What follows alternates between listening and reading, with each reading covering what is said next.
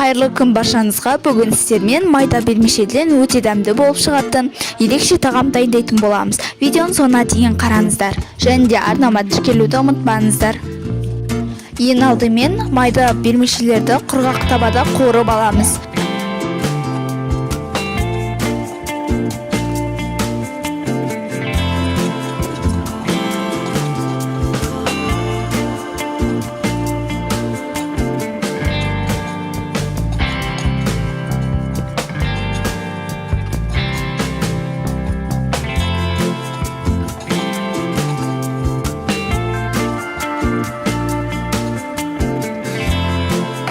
Етімізді, сәбіз қызанақ пиязымызды турап саламыз.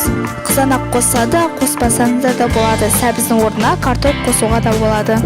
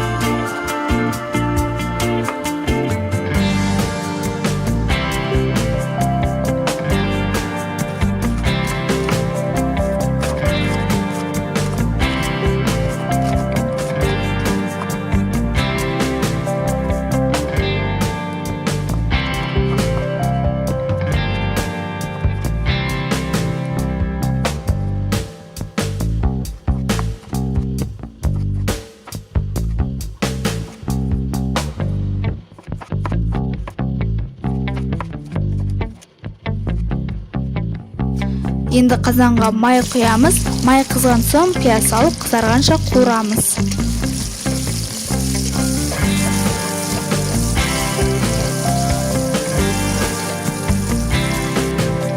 Етімізді салып, тағы 20 минуттай қуырамыз.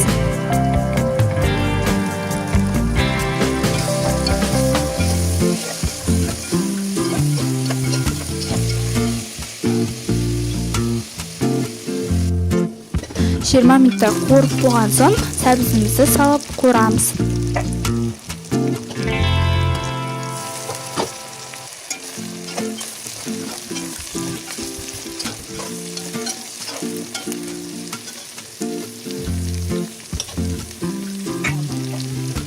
Енді қызанақты да саламыз.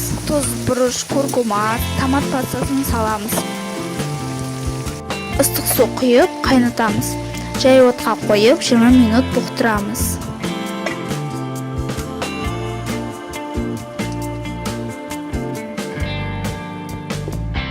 Бұқтырып болғаннан кейін соңында қуырылған вермишельді қосып 10 минуттай бұқтырамыз.